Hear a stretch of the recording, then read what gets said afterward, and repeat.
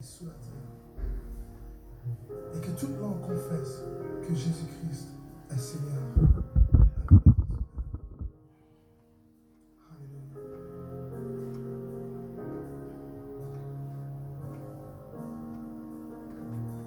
Il y a puissance dans le nom de Jésus. Il y a puissance dans le nom de Jésus. Il y a puissance dans le nom de Jésus. Pour briser les chaînes, pour briser les chaînes, pour briser les chaînes, pour briser les chaînes, pour briser les chaînes, pour briser les chaînes. Il y a puissance dans le nom de Jésus. Il y a puissance. Il y a puissance dans le nom de Jésus. Il y a puissance. Il y a puissance dans le nom de Jésus. Briser les chaînes. Pour briser les chaînes, pour briser les chaînes, pour briser les chaînes. Briser les chaînes. Briser les chaînes, pour briser les chaînes, pour briser les chaînes. Il y a puissance. Il y a puissance dans le nom de Jésus. Il y a puissance. Puissance dans le nom. Oui, il y a puissance dans le nom de Jésus. Amis internautes, chers frères et sœurs et amis, nous vous saluons tous dans le précieux nom de notre Seigneur et Sauveur Jésus-Christ. Je suis votre ami, le pasteur Jacques Sauveur-Lambert, et je suis très content d'être avec vous aujourd'hui pour vous présenter votre émission Tribune Évangile. Je le dis souvent, c'est un programme qui vous est proposé par le ministère Évangile Action. L'objectif même de ce programme est l'information, la formation et l'édification. Nous sommes là pour vous informer, pour vous former et pour vous édifier. Et vous aussi, vous êtes là pour nous former, pour nous informer et pour nous édifier également. Je suis content et je suis certain que vous aviez passé une excellente semaine, c'est-à-dire la semaine passée. Et vous êtes prêts maintenant pour démarrer cette nouvelle semaine sous la bannière de Dieu Tout-Puissant. Nous allons prier ensemble et nous allons demander au Seigneur de nous faire part de sa grâce Tout-Puissant. Père Saint, dans le nom précieux de Jésus-Christ, ton Fils, j'ai le privilège et l'honneur de me présenter devant ta sainte face, devant ton saint trône, pour élever ton saint nom, pour te glorifier, pour t'adorer, pour le Dieu que tu es. Non seulement moi, mais également tous les internautes et qui sont connectés avec nous et qui sont prêts, Seigneur, à recevoir ta parole, qui sont prêts, Seigneur, à découvrir les richesses cachées dans cette parole qui est l'Évangile. Nous réclamons ta grâce sur chacun de nous, dans le nom de Jésus-Christ. Nous t'en prions ainsi. Amen. Aujourd'hui, nous allons continuer notre série d'études sur le thème de la justification, mais spécifiquement, ou bien spécialement, nous allons aborder un sujet très intéressant où Paul a souligné au verset 16-17 du chapitre 1er de sa lettre aux Romains, où Paul mettait emphase sur la puissance de l'Évangile. Pour découvrir les bienfaits ou l'enseignement contenu dans ces deux versets, je vous invite à les lire avec moi. C'est Romains chapitre 1er, les versets 16 et 17. Car je n'ai point honte de l'Évangile, c'est une puissance de Dieu pour le salut de quiconque croit, du juif premièrement, puis du grec. Parce qu'on lui a révélé la justice de Dieu par la foi et pour la foi, selon qu'il est écrit, le juste vivra par la foi. Selon qu'il est écrit, le juste vivra par la foi. Alors Paul fait référence ici à Habakkuk 2, verset 4 où cette parole a été déjà prononcée par le prophète Habakkuk. Il faut noter aussi que cette parole était en quelque sorte le moteur même du mouvement de réforme provoqué par Martin Luther. Le juste vivra par la foi. Alors la justification par la foi peut être considérée comme étant le thème central de toute l'épître de Paul aux chrétiens de Rome. Oui, aujourd'hui, nous parlons de la puissance de l'évangile. La puissance de l'évangile.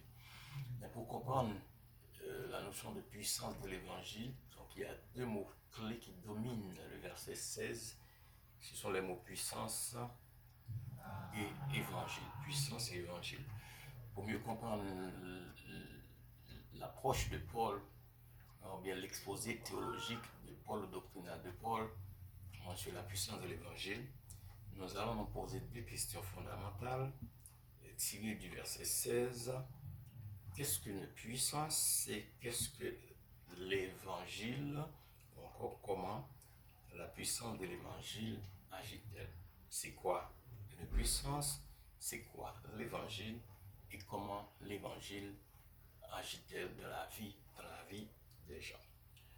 Dans les versets 16 et 17 du chapitre 1er de l'Épître aux Romains, l'apôtre Paul aborde le thème central de toute l'Épître, la justification par la foi ou la justice de Dieu par la foi.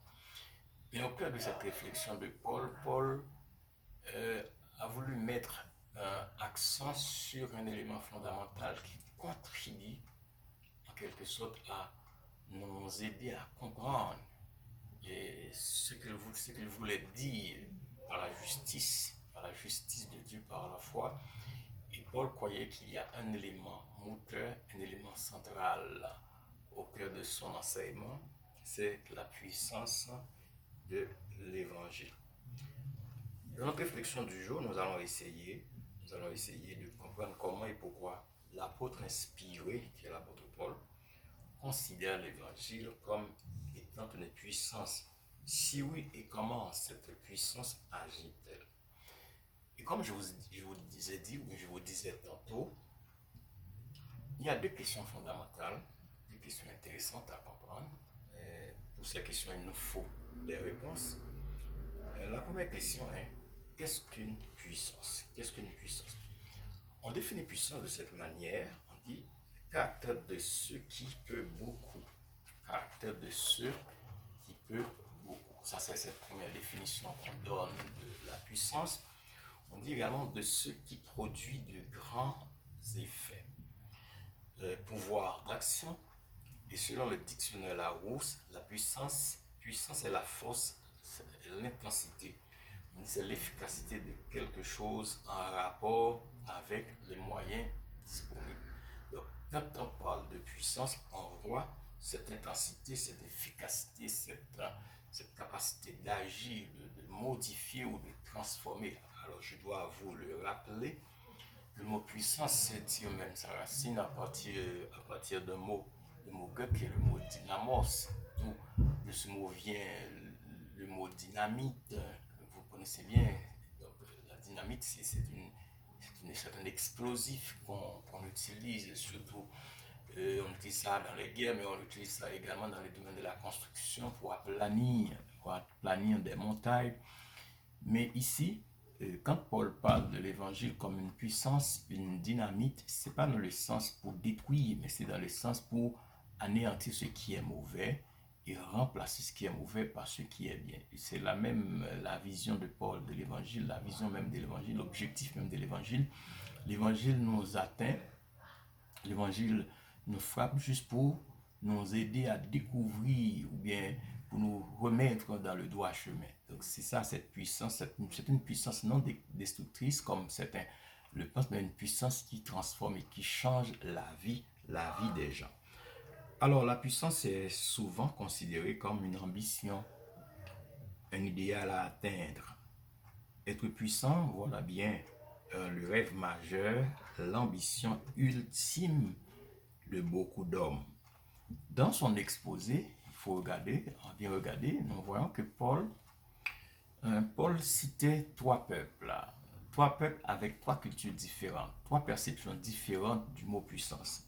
Il citait les Juifs, il citait les Romains et il citait également les Grecs.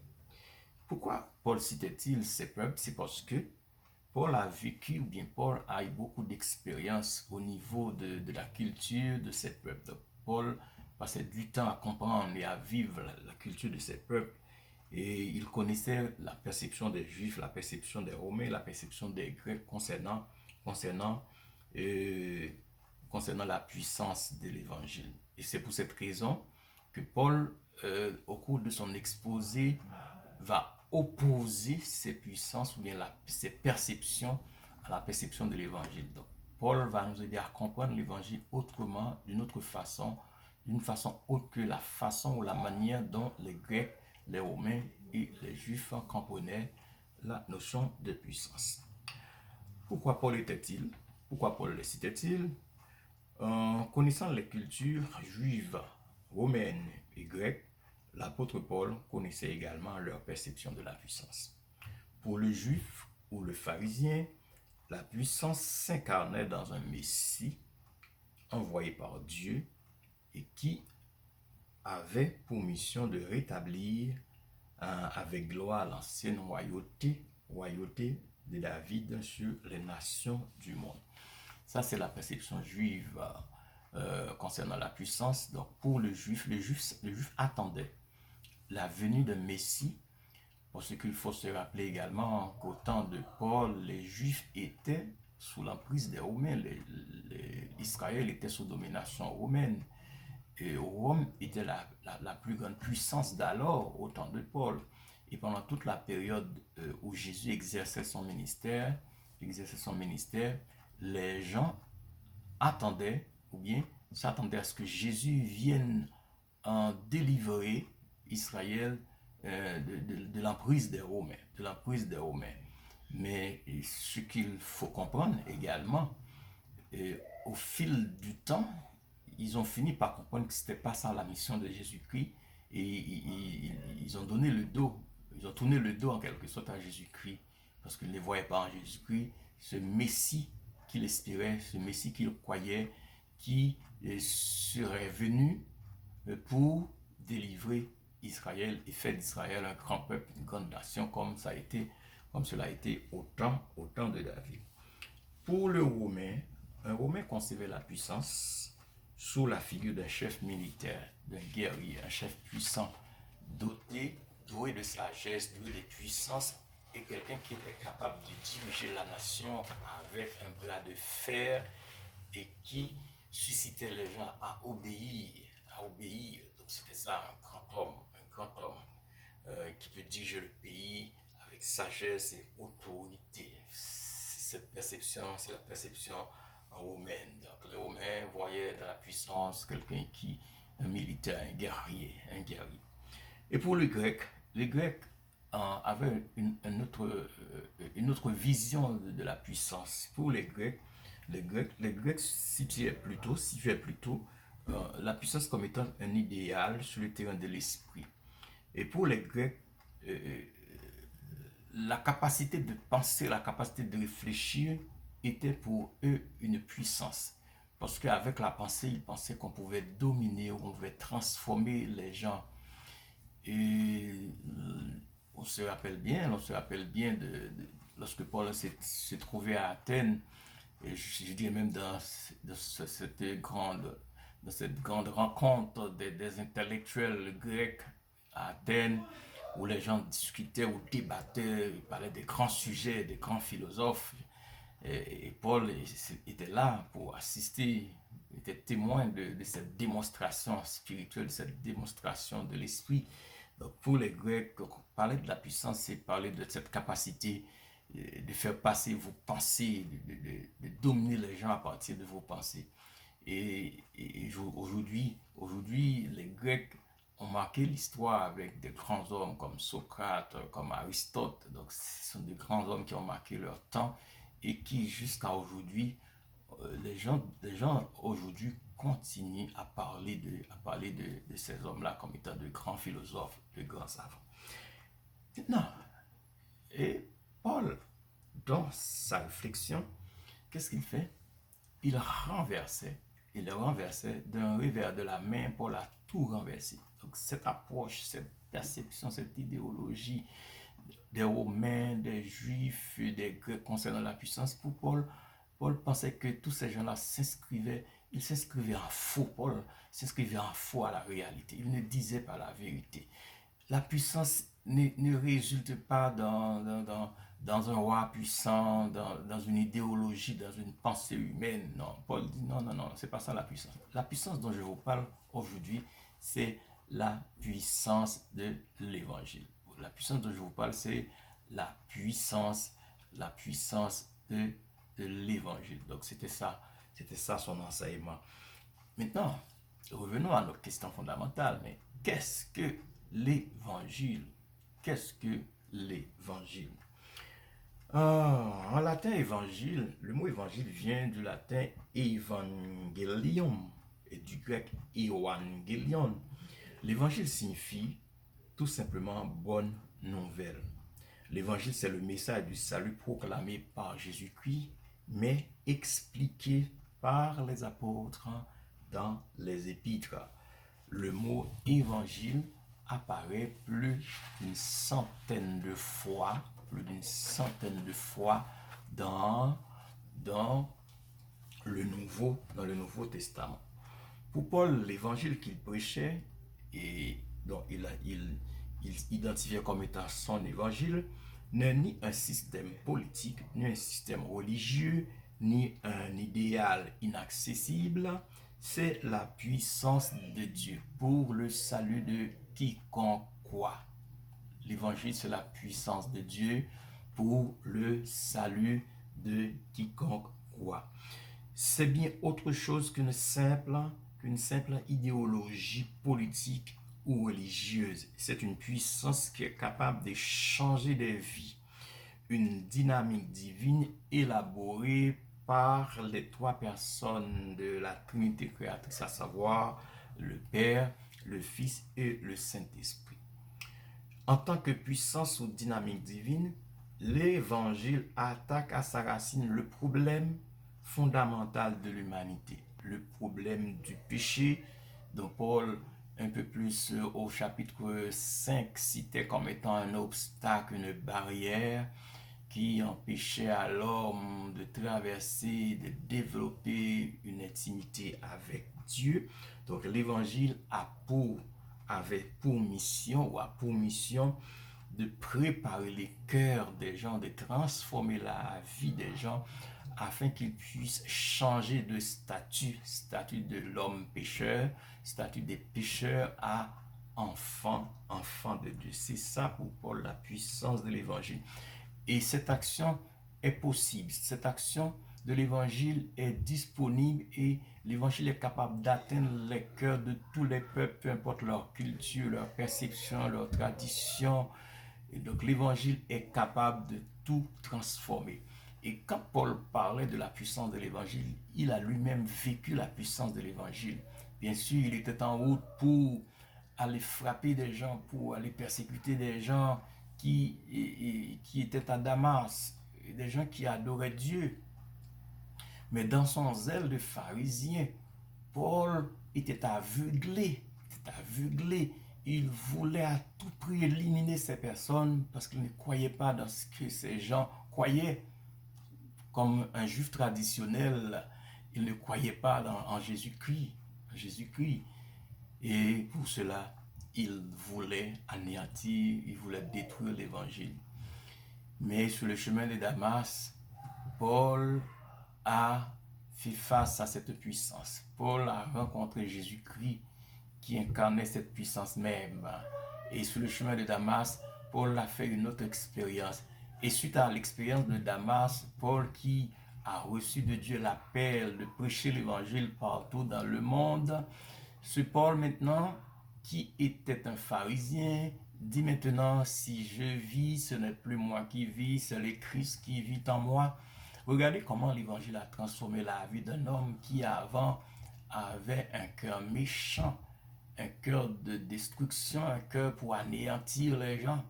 Maintenant, il voulait tout donner à Dieu parce qu'il a été frappé par la puissance de l'évangile. Et cette dynamique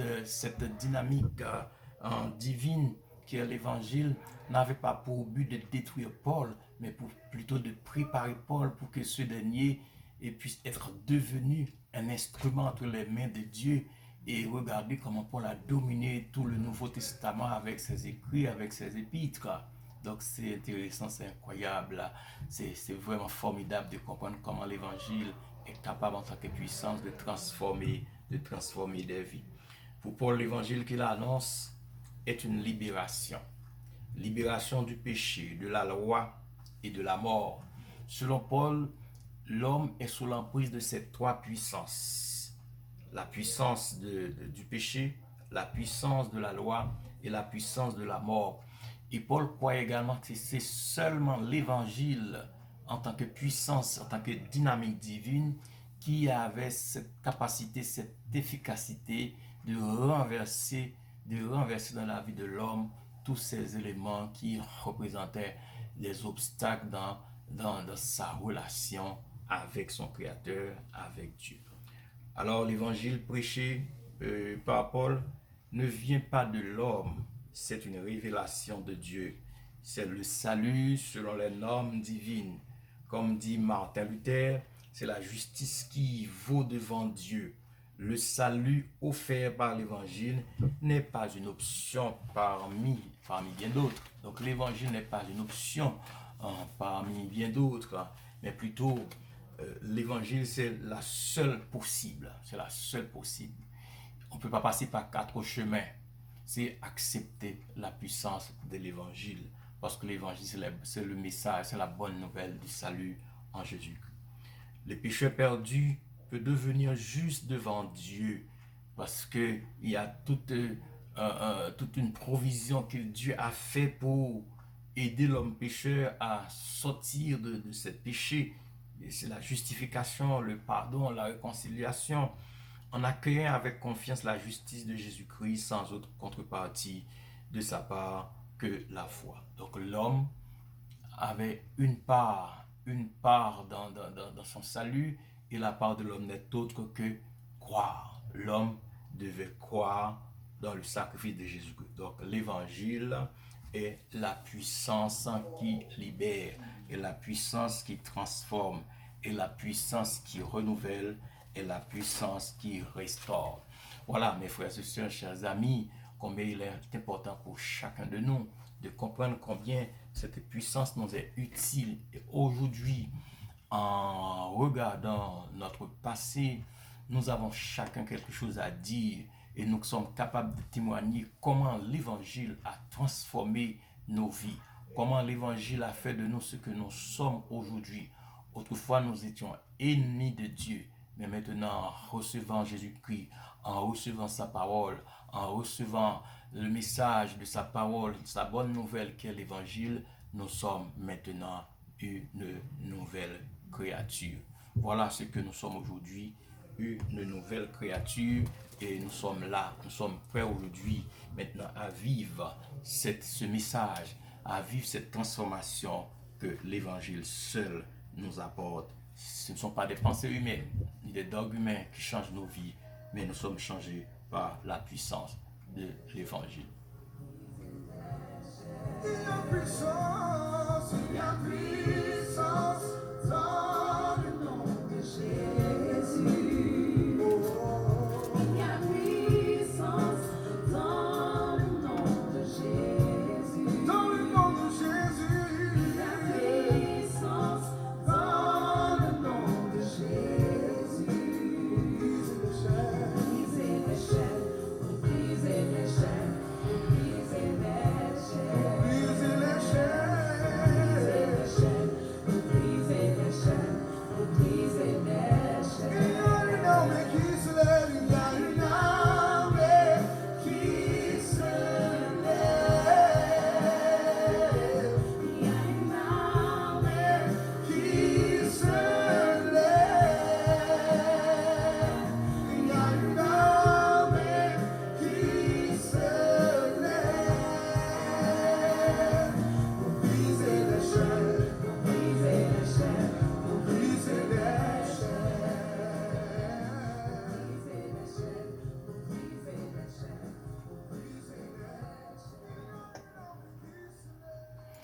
Oui, seul l'évangile est capable de briser nos chaînes. Nous allons remercier le Seigneur pour ce temps que nous venons de passer ensemble, pour cette révélation qu'il nous donne, cette révélation que l'évangile est une puissance de Dieu pour le salut de quiconque croit. Père, nous te sommes infiniment reconnaissants pour cette grâce, pour l'évangile que tu nous as donné. Merci pour Jésus-Christ, ton Fils que tu as envoyé. Et par lui, aujourd'hui, nous avons ce privilège de réconcilier avec toi. Il a tout consenti pour venir, Seigneur, en aide à l'homme qui était égaré à cause de son péché. Merci de nous permettre de connaître ton Fils Jésus-Christ. Et par lui, aujourd'hui, nous avons la vie, nous avons la paix. Merci pour l'évangile, le message qu'il a apporté aux humains. Et par ces paroles, aujourd'hui, nous sommes libres, libres de nos chaînes, libres de tout péché. Et nous sommes maintenant enfants de Dieu. Que ton règne vienne et que ta volonté soit faite dans la vie de chacun de nous. Dans le nom de Jésus que nous t'appelons ainsi. Amen. Amis internautes, je te remercie infiniment pour votre attention. Merci d'avoir mis à part du temps pour nous écouter. Nous vous remercions encore une fois. Nous souhaitons que le Seigneur vous bénisse tous, que le Seigneur vous garde. C'était pour servir votre ami, le pasteur Jacques Sauveur Lambert, qui vous a présenté votre émission hebdomadaire Tribune Évangile, une émission qui vous est proposée par le ministère Évangile Action. Merci à chacun de vous et bonne semaine et que Dieu vous garde tous. À bientôt. Merci.